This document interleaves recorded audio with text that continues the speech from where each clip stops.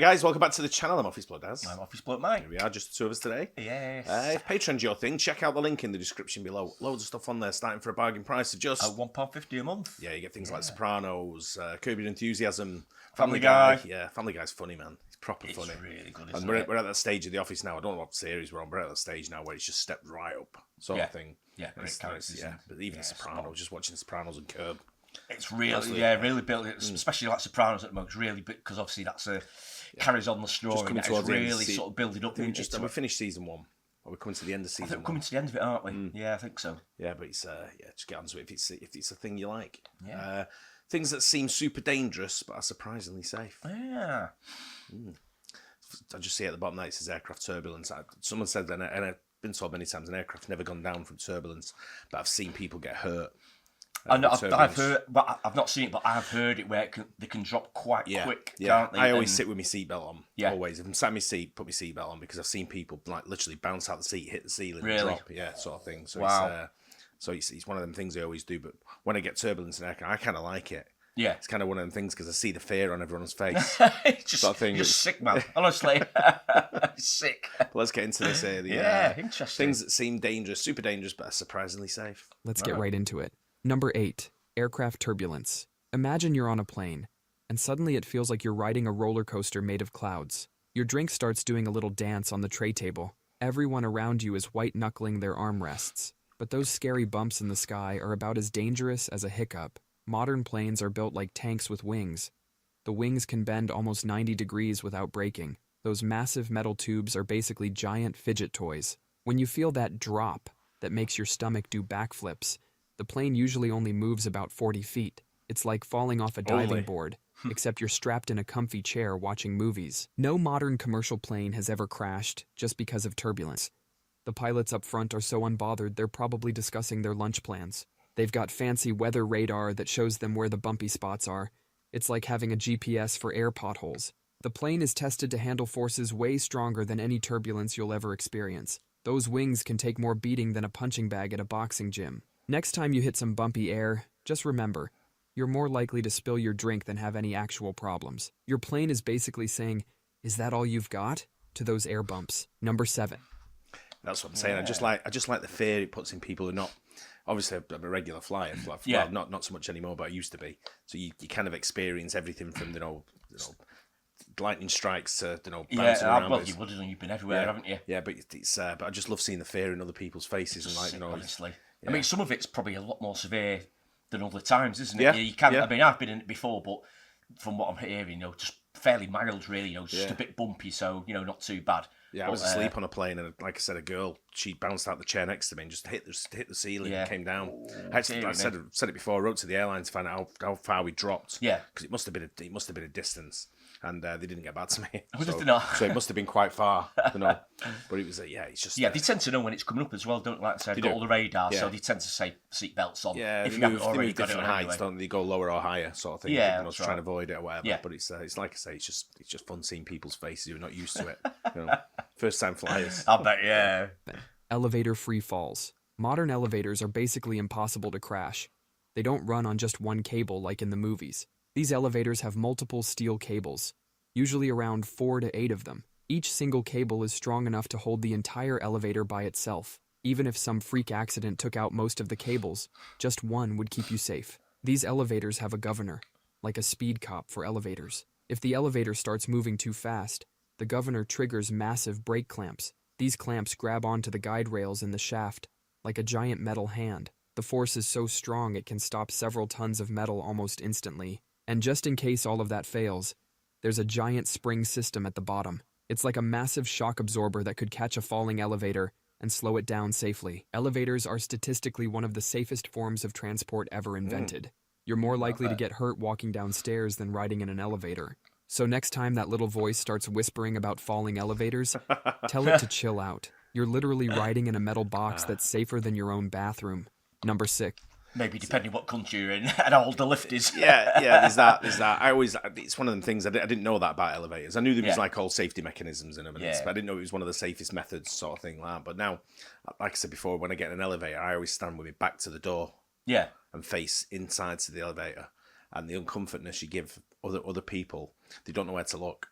No, staring at everyone. They just stare. Yeah, I'm looking at everybody because everyone looks at the door, don't they? That's right. Yeah. So if I'm in like last sort of thing, rather than turn around and face the door, I face into the side. Yeah. Normally everyone faces the same way, don't they? Towards towards the door. I've started doing the opposite. I've done it for a while now, but just turn around and face the opposite way, and the uncomfort, the uncomfortable. So they're there like that. Yeah. They just don't know where. Sorry, not to catch your eye. Yeah. There's something wrong with you, honestly. You elevators and planes, Jesus. Exploding face pillows. Imagine cruising down the road when suddenly a white pillow explodes in your face at 200 miles per hour. These are airbags, hidden cushions waiting to catch your face before it meets the steering wheel. They deploy in an instant in just 1/20th of a second. If you filmed it with your phone's slow-motion camera, it would still look like a blur. The explosion isn't really an explosion at all. It's a chemical reaction that creates harmless nitrogen gas. Think of it like instantly inflating a balloon tough enough to catch your head in a crash. Sensors all over your car are constantly checking if you're about to have a really bad day. When they detect trouble, they trigger this face-saving pillow faster than your brain can even register danger. Great invention. Modern airbags are so sophisticated, they can tell if you're a small child or a tall adult. They'll actually adjust how hard they pop out based on your size. It's like having a tiny bodyguard that knows exactly how hard to catch you. Modern cars have these pillows hidden everywhere in the steering wheel, dashboard, doors, even the roof. It's like your car is secretly filled with ninja bodyguards, just waiting to jump out and protect you. Number 5. MRI machines. Imagine a giant donut-shaped machine powerful enough to lift a car. Unlike X-rays, MRI machines use magnets and radio waves, the same kind of waves your phone uses to play cat videos. The machine creates a magnetic field that temporarily makes all the hydrogen atoms in your body line up like tiny soldiers. Then it hits them with radio waves, making them dance around before getting back in line. When they're dancing, they send out signals that the machine turns into detailed pictures of your insides. The magnets in these machines are so powerful they could pull a wrench through your body if you had one in your pocket. That's why hospitals are super strict about metal objects near MRIs. Despite being strong enough to yank a refrigerator across a room, these machines are completely harmless to your body. The scariest thing about them is probably the noise they make. It sounds like you're trapped inside a dubstep concert being performed by robots. Hospitals give you headphones, so you can vibe to your favorite tunes instead of the machine's greatest hits. The most dangerous thing that could happen is falling asleep during the scan, because it's actually pretty boring once you get used to the robot concert. So next time you need an MRI, remember, it's just a big loud camera that uses magnets instead of light. Number 4. Viper. Didn't know that. No, I didn't. I've been inside. I don't know if I've been inside one of them, but I've been inside like a chew. I had a stress test on my heart. Yeah. Sort of thing. So I had to go in something where they sort of like make your heart beat like real fast and real slow sort of thing. Okay. But I don't know if it's one of them. I'm not sure what it was called now. Yeah. Right. Okay. It was similar sort of design, similar setup sort of thing. But it's very clever, these people, aren't they? Oh mate, the way they suss it out. I mean, I know. How would you even go about inventing something like that? Man, I struggle at the time with shoelaces. I know. You know what I mean? These people are coming up with shit like that. I know. Viper dry bites. Imagine getting bitten by a viper, one of nature's most feared predators. Your life starts flashing before your eyes. But here's the wild part. You might actually be totally fine. About 20 to 60% of all viper bites are what scientists call dry bites. That means the snake bites you but doesn't inject any venom. It's like getting stabbed with an empty syringe. Scary, but not deadly. Vipers are actually pretty stingy with their venom. Making venom takes a lot of energy. It's like cooking a fancy meal. You don't want to waste those ingredients on just anyone. So they'll often bite as a warning, saving their venom for actual prey. Sometimes it's not even their choice. Their venom glands might be empty from a recent meal, or their fang delivery system might misfire like a broken squirt gun. Think of it like a printer running out of ink. You get the paper with holes, but no actual ink comes out. There are even stories of people in India getting bitten by pit vipers and walking away completely fine. This means when a viper strikes, you might walk away with nothing more than a painful puncture wound. But here's the catch. You should still get checked out if you're bitten, because you won't know it's a dry bite until after the fact. It's like playing snake roulette, and that's not a game you want to lose. Number 3, bungee jumping. Leaping off a platform hundreds of feet in... No chance. I've seen people do it, but I'm just thinking, I just don't know. I don't think it's for me. No, that's me neither. Sure. Me neither. I know it's probably really safe, and especially these days, have a lot of like safety systems inbuilt, don't they, into everything, but just not for me, mate. I mean, it's just... Gaynor was at a bungee jump thing. I think it was in Canada she was in, and the guy in front of her went, and she was next in line, but the guy in front bashed his head and died. No way. Really? Yeah. She was next to go. Wow. Yeah, and she was like, no chance. Well, yeah. But they closed it. It was closed. Yeah. You know. Jeez. I see him like, life, wouldn't it, that? I would never do it. It's I see him in like at fairgrounds and stuff on a crane, and I'm like, just nope. Yeah. Do you know what I mean? And it's like people saying it's safe, and I'm not. Don't give a shit. No, ain't doing it. That and skydiving, no chance. It's not for me.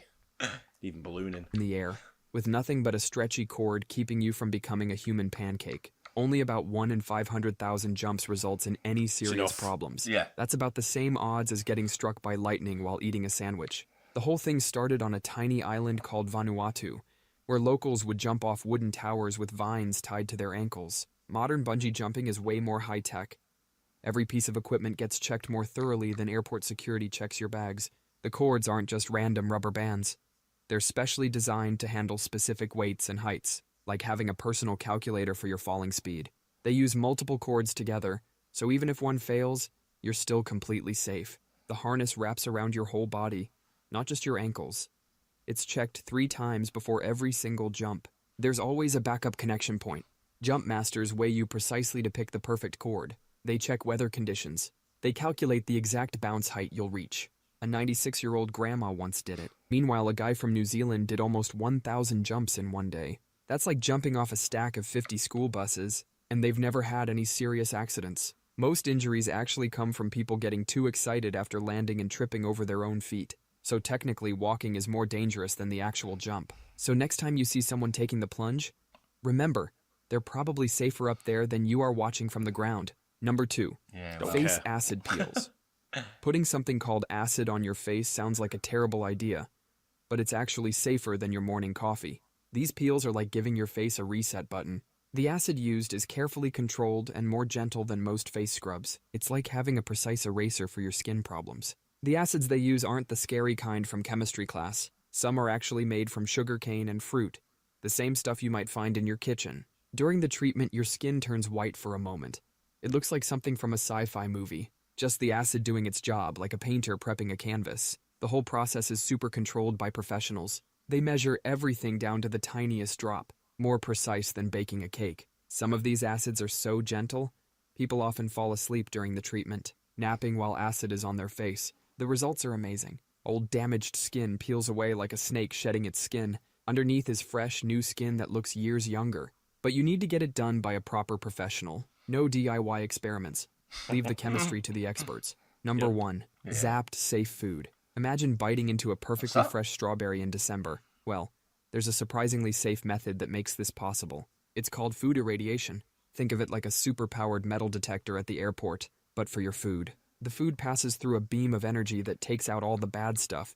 Bacteria, bugs, and other unwanted guests. The food itself doesn't change at all. It's like sending your food through an invisible car wash that only washes away the dirt. The strawberry is still just a strawberry, but now it can last way longer on your shelf. Scientists have been studying this method for over 50 years. The FDA and other big health organizations say it's totally safe. Astronauts even eat irradiated food in space because it's one of the safest ways to keep their food fresh. About 40% of commercial spices go through this process. It keeps them fresh and bug-free without using any chemicals. The process is more like passing through a scanner. Once you're through, there's no trace left behind. A banana naturally gives off more radiation than any food that's gone through this process. That's all for today. I've never heard of that. I've not heard of that. Unless it's a process that doesn't... Maybe it's a process before it hits the supermarkets. I would guess so, yeah. It sounds like... It's not something you have at home. Sounds like, yeah, it must be, mustn't it? It sounds like something that gives it a longer shelf life for starters, which is supermarkets. That's exactly what they want, isn't it? So obviously I've never heard of going it. off. No, I've not actually. No, I don't think I have. I've never heard it discussed or anything. I've never heard anyone talk about it. No. It's the first time seeing that. Yeah, seeing, it's supposed to be something that what you think is dangerous, but it's safe. Yeah. But yeah, I didn't know anything about it anyway in the first place. So I guess it's the name, probably the name that makes it sound a little bit radiated. Yeah, and exactly. You think, it doesn't sound too good that. But I've never heard of it. That's new to me. That. Yeah, same here. People might say everyone does it, but I've never even heard of it. No, I've not. Well, yeah, some interesting ones. I love that channel as well. Oh, I love the way it just gets to it. Yeah, it's really concise, educational. Absolutely. Who says we're not an educational channel? That's right. That's right, mate. But, very interesting. Enjoyed it though. Hope you guys enjoyed it as well. Don't forget to like and subscribe. We'll see you in the next one. Cheers. Cheers.